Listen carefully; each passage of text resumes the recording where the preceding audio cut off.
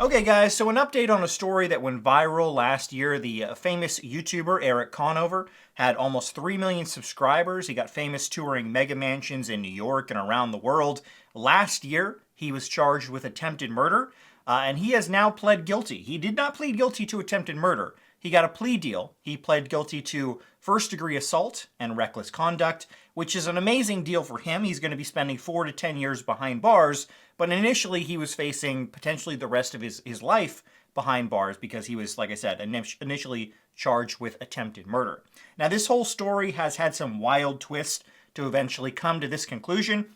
If you don't remember the initial video we saw of him last year when he was in the orange jumpsuit, he was talking about how I will eviscerate anyone with my intelligence if they challenge me. If anyone dares try to test my mental competence, I will eviscerate every single person with my intelligence right now. And that's not being egotistical. So initially it looked like he was going to be fighting the case. He was going to use his amazing intelligence to somehow get himself out of this case.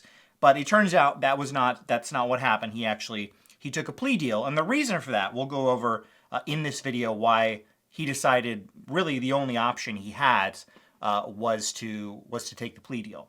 Now, this story started out all the way back in March of last year. The initial inclination that we got that something was off was a Reddit post back in March of last year. It was titled, "Ran into Erik Van Conover this morning in New York City, and he wanted to fight." And the post goes over that bro was lit, approached and started yelling at some 50-plus guy unprovoked who was training his dog because Erik thought the dog was being treated harshly. It looked like it was going to come to blows. I intervened and asked if the guy wanted me to call the police. At that point, Erik turned on me and started calling me a cuck and a coward, weirdly. I tried to walk away. He followed me for a good 10 minutes, aggressively walking behind me and shouting insults. He's a huge guy, and I started getting nervous. It was going to turn physical. I called 911, and once he realized I was on the phone with the police, he just sat down on a bench near 108 Riverside and kept the insults coming. The 911 dispatcher told me to walk away. Now, they also uploaded a picture of Erik standing very oddly. He kind of looks like an NPC from Skyrim, kind of.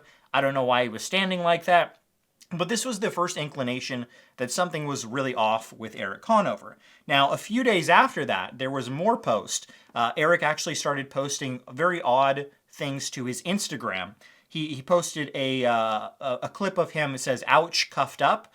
And he posted another clip of him he had some pharmaceuticals where it said, yeah, the pharmaceutical industry tried to gaslight me that I needed medication too, and so he apparently had stopped taking some medication. A lot of people did some cyber sleuthing, and they found out the medication that he was not taking anymore was for bipolar disorder.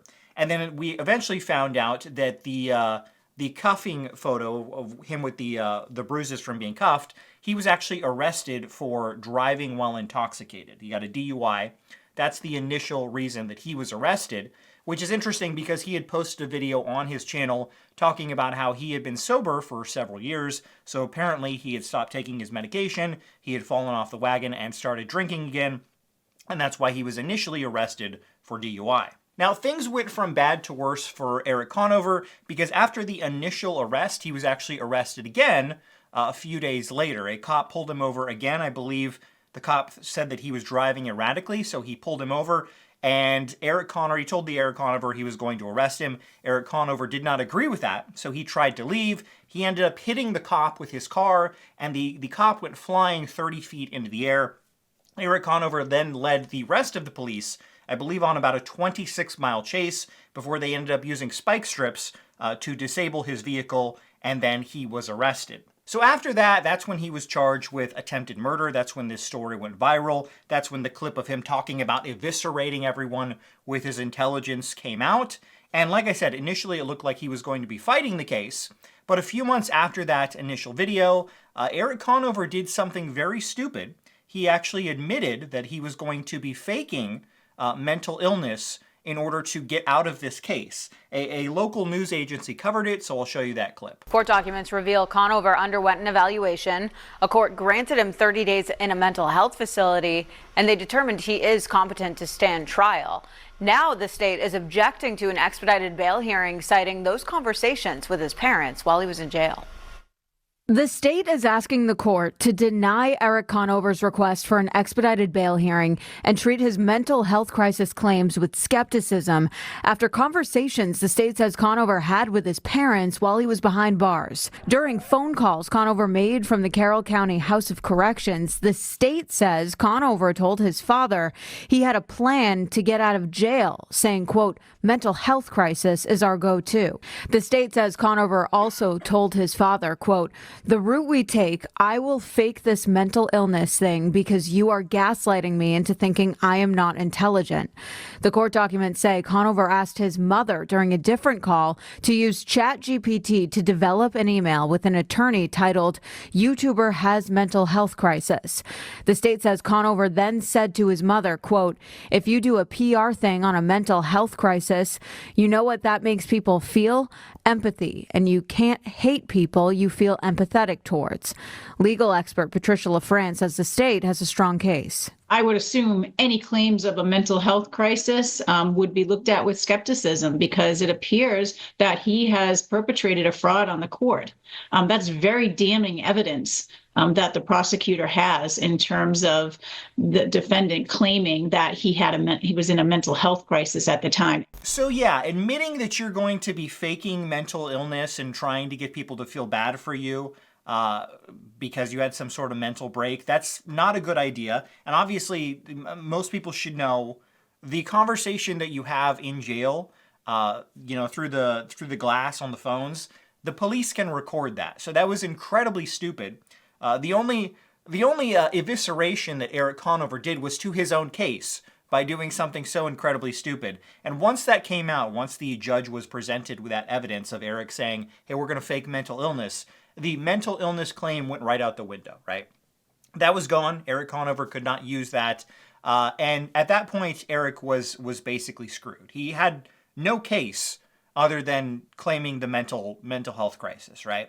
So since he couldn't do that, he was facing multiple decades behind bars for apparently attempted murder and many other things. And so ultimately, Erik decided to take a plea deal. Like I said at the beginning of the video, he took a plea deal for first-degree assault and reckless conduct, in which he'll now spend 4 to 10 years behind bars. Now, some people may be like, why did the police decide, or why did the prosecution decide to give him that plea deal? Well, in any case, even if you have like all of the evidence, they could still potentially lose the case. I mean, you obviously have the O.J. Simpson case. I think most people know he was guilty, but he was found not guilty because the prosecution really screwed up that case. And ultimately, even if they knew they were going to win the case, a case is still going to take potentially multiple years, and I don't know how much money it's going to take to prosecute this. So just, offering the plea deal of the lesser charges to get the conviction is something they will often do, which is why he decided to take that plea deal. Now, interestingly enough, the police officer that Erik hit with his car was actually at the courthouse, and he was not happy that the prosecution gave Erik Conover a plea deal because apparently the police officer has had lasting injuries that he's still trying to recover from nearly a year later. So he was not happy with Erik getting this plea deal. Conover hit the officer, Cameron Emmett, who rolled onto the hood and was carried and thrown 40 feet. This is not the outcome I had hoped for and not the outcome that reflects the severity of what happened. A police officer being run down intentionally during the course of duty is not a minor incident. Conover then led authorities on another 28-mile chase before police arrested him. But yeah, there you go. That's the end of the case. Erik Conover will now be spending between 4 and 10 years behind bars. I don't think he'll probably spend 10 years. It'll probably be closer to the 4 years that he'll be spending behind bars. But I don't think you'll be seeing any new videos on the Erik Conover channel. Maybe if he plays his cards right, maybe they'll allow him to do one more video. He can do here in my jail cell. Show off the jail cell.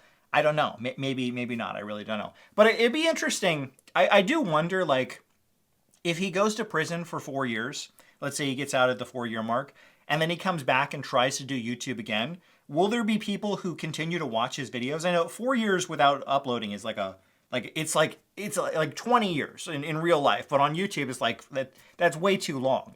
So it would be interesting if he got out of jail in 4 years and started uploading again. Would people continue to watch his videos? Would people tune in again? I really don't know. But there you go. There's an update on the story. Erik Conover pleads guilty.